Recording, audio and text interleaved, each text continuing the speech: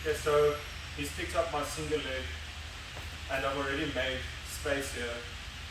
So when he's got the single leg, I need to bear in mind a few things. Firstly, I don't want to separate myself from him like this. It's quite easy for him to pick up my ankle there to sweep me from this position. What I want to do is I want to get low, crouch, and my shoulder, so my shoulder and my arm, they play a key part, the back arm. I'm going to start looking to make space here, and I'm going to swim in, and I'm going to be low, so that when I shoot my arm forward, his head turns, where his head goes, his body goes. So in other words, I'm pushing away. Now I can start attacking the other arm. So I'm going to go for an underhook. You can come look on this side. This way, this way. So just to recap, he's tight with everything. Arm goes in, shoulder separates, arm goes out. I'm going to start looking for this. I'm going to shimmy my leg out. It's very hard to pull it out in one motion, but I'm going to keep up and out. Now from here, see I've kind of got a perth on his leg. You don't have to do this. I mean, it's going to be hard to do this in action, but from here, I can start working my controls. And the takedown from here is much easier than it would be in another situation. From here, I can start, like I don't let go of this elbow. I push this elbow forward.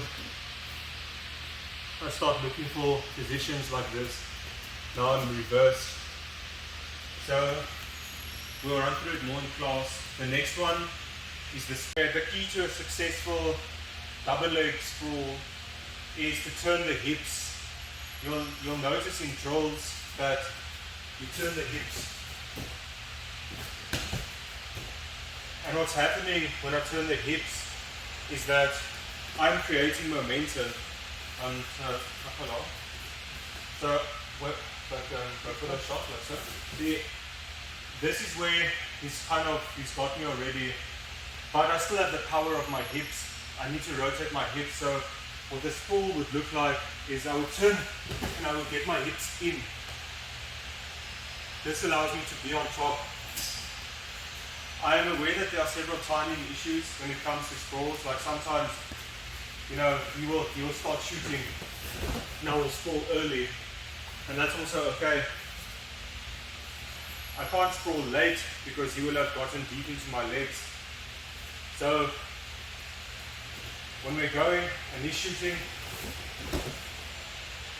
this is a good position for me. My hip kind of rode on his shoulder there. I turned my hip into his shoulder. This broke his grip. This allowed me to be on top. And I can go into a number of sequences from here to attack the turtle. For example, I can swivel to the side and I can look for a back turn. Okay, and the last one is when you can't. So in this case, he's got me. I can't sprawl. Now, what happens? He's going to take me down, right? Ooh. I'm against the wall. It's difficult. Maybe I've got one butterfly hook in. Now the trick is, I need to use the wall to climb up with, and I need to fight his grips because he's going to be advancing. He's going to be looking for control. So as always, I'm going to start posting in. As always, making frames, starting to look for things. I can start shimmying my legs because I want to get my knees to my chest as soon as possible, and then I'm going to walk up the cage. And I'm going to, still keep his arms open, still be posting, and I'm going to start shimmying up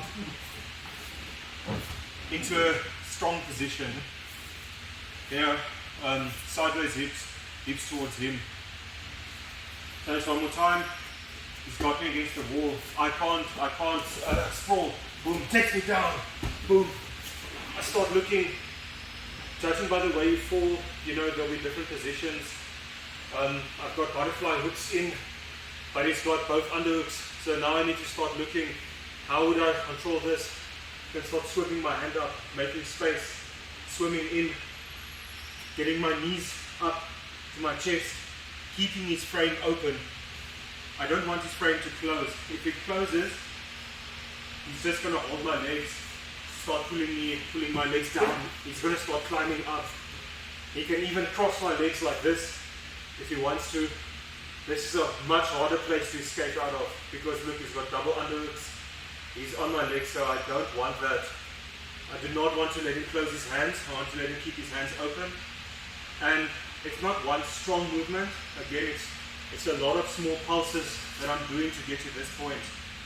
Again, bicep control, shimmy up the wall. And I turn away from him. Now I'm in a good defense position.